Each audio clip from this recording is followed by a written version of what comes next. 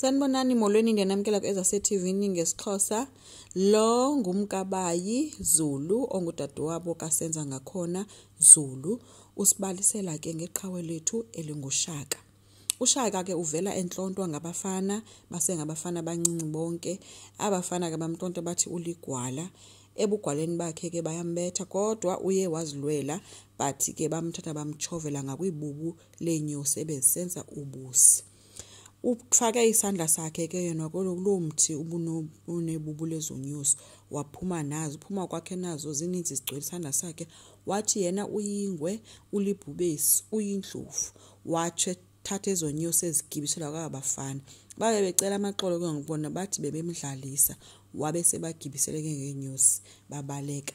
Uye kwavela ke umama wakhe lo ke ongunandi oye wambuza into ba uright na kwenzekani wathi ke hayi mama ndi right ndikuphathele nje ubusi.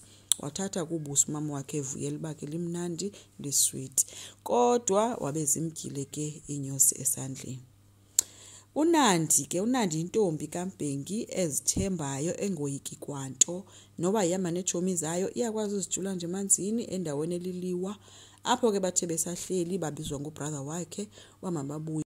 Unandi ke uyinkosazana yaselangeni ebukhosini bakwaMhlongo.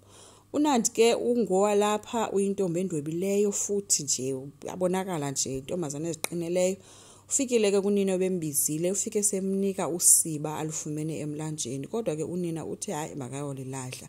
Unina ke ubesemxelela ke ngomgcaco ke umgcaco ngumtshato abazoya kuwo wabesele esithi kungekudala kuzobe kusendiswa yena sele bemkhethele ke umfana.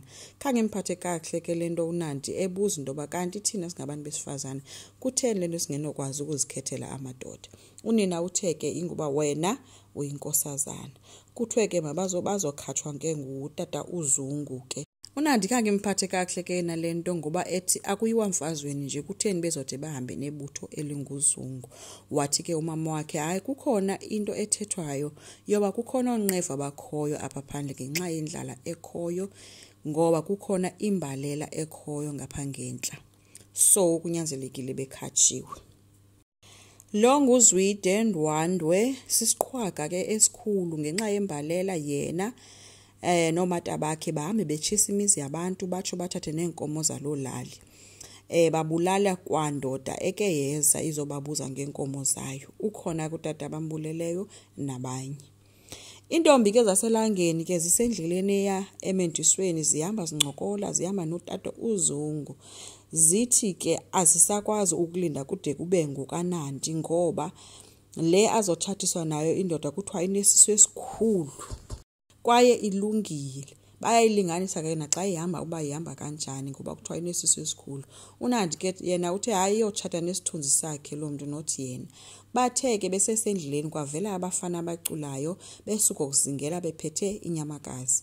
Besoyika ke Onandi xa bejonge abafana. Zibulisile ke insizwa zabe zizixela uba zisuka phi. Zisuka ebukhosini bakwaZulu zihamba nenkosana unyana kaJama ogama lungusenza ngakhona. Hayi ke Unandi ke uye waba ngathi uthathekile ke sobaxelela ke uba ngubani lo.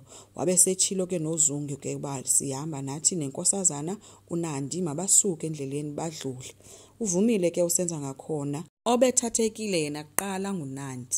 Baye bahamba bonke ke uZulu yena waqala wazibika ebuza ukuba ingaba kukhona na apho esebonwe khona na Unandi. Uphendule ke omnye esithi usindwe ezinyawo mfana kaJama kukhona apho sehlonipha khona Unandi. Hayi ke uZulu uthe noba kunjalo oyishayila kakayosi uba nje akakalotyolwa nabo bacela ukuzibika. uZungu uye wabaphoxa ke ba mabajije ishwapha zabo babuyele emva. Baye bashiyeka ke beme kanjalo ke kodwa uZulu wabe ethutha Unandi ethi uyithathile inhliziyo yakhe. Nonandi ke emoyizela zabe ezinye izintombi zimhlasela ke uba ngubani kodwa ongangavumi ukuginqwa ilansizwa. Kwahleka ke bonke ke abantu beqhubeka ke nendlela yabo becula. Usenza ngakhona yena ushiyeke esithi leya intombi izophelela kwaZulu and akaxoki. Babe bemkhahlela ke abanye besithi mageba. Sisaqhubeka enkosi ngicela siqhubeke subscribe, silike, singakhomenta futhi. Bye.